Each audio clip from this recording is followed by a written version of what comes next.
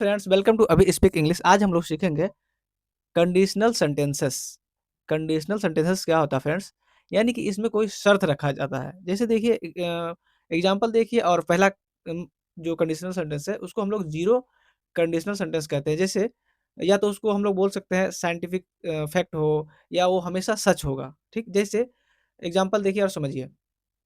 बोलेंगे, अगर बर्फ को गर्म करते हैं तो पिघल जाएगी। अगर बर्फ को गर्म करेंगे तो वो पिघल जाएगी। ये एक सेंटेंस ले लेते हैं। सबसे पहले इसका स्ट्रक्चर देखेंगे।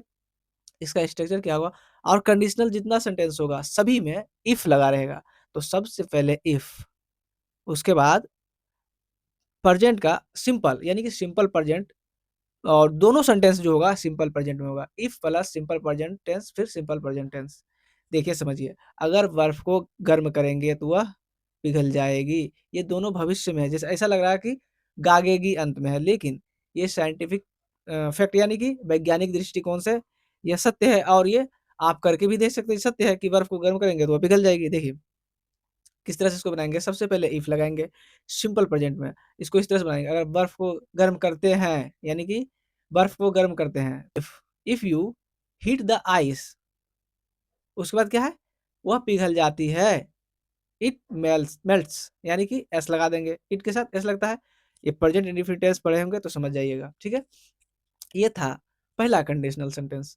दूसरा हम लोग देखते हैं संभावित भविष्य, यानी कि भविष्य की संभावना हो और पूरी संभावना हो। देखिए सबसे पहले इसका स्ट्रक्चर देखिए और समझिए क्या कह रहा है। सबसे पहले इफ, क्योंकि कंडीशनल सेंटेंस है, इफ के साथ हम लोग क्या लगाएंगे? इफ के साथ सिंपल प्रेजेंट। उसके बाद दूसरा जो सेंटेंस आएगा वो हमेशा विल के साथ बनेगा। स्ट्रक्चर देखिए और समझिए। एक एग्जांपल ले लेते हैं, अगर बारिश होगी तो मैं घर पर रुकूंगा। चलिए इस तरह से हम ले लेते हैं। इसको किस तरह बनाएंगे? इस तरह से बुक्स को बनाएंगे। देखिए, if it rains I will stay at the home. अगर बारिश होगी तो मैं घर पे रुकूंगा। ठीक है, अगला है फ्रेंड्स काल्पनिक कंडीशनल सेंटेंसेस, यानी कि काल्पनिक वर्तमान इसको कह सकते हैं। जैसे ये सच नहीं होगी, सिर्फ कल्पना करेंगे हम लोग। एक पहले स्ट्रक्चर देखिए और उसके बाद हम लोग सेंटेंस देखेंगे। स्ट्रक्चर इस तरह से है इसका। इफ के साथ पास्ट, सिंपल पास्ट लगेगा। उसके बाद वुड और वर्ब वन। देखिए किस तरह से इसको बनाएंगे। एक एग्जांपल ले लेते। देखिए एग्जांपल देखिए, अगर मैं लॉटरी जीतता हूं तो मैं कार खरीदूंगा। इसको किस तरह से बनाएंगे? सबसे पहले कह रहा इफ के साथ simple past. If I won the lottery, तो मैं कार खरीदूंगा। आई के साथ क्या लगेगा? क्या कह रहा? Would. I would buy a car. अगर मैं लॉटरी जीतता हूँ तो मैं कार खरीदूंगा। यानी कि एक सिर्फ कल्पना की बात हो रही है, ना लॉटरी जीता है ना वो कार खरीदा है। इसको कहते हैं काल्पनिक कंडीशनल सेंटेंस। ठीक है, सिर्फ कल्पना। अगला है फ्रेंड्स बीते हुए समय में पछतावा करना। जो समय बीत गया उसके लिए पछतावा करना, कि अगर ऐसा होता तो ऐसा होता, नहीं बोलते हैं। अगर मैं पढ़ लेता तो मैं आज कुछ और करता। अगर मैं थोड़ा और मेहनत कर लेता तो मैं सरकारी जॉब करता। मतलब कि बीते हुए समय का पछतावा होना, इसके लिए कंडीशनल सेंटेंस है। इसका स्ट्रक्चर देखेंगे और एग्जांपल देंगे और समझेंगे। ठीक है, स्ट्रक्चर इस तरह से। सबसे पहले इफ के साथ अब क्या कह रहा? Past perfect. इफ के साथ पास्ट परफेक्ट, और दूसरा जो सेंटेंस होगा उसमें क्या लगाएंगे? वुड हैव के साथ वर्ब थ्री। एग्जांपल देखिए और समझिए। बोलेंगे अगर मैं, एग्जांपल देखिए और समझिए फ्रेंड्स क्या कह रहा। अगर मैं समय से स्टेशन पहुंच जाता तो ट्रेन पकड़ लेता। तो सबसे पहले इफ लगाएंगे। इफ के बाद क्या लगाएंगे?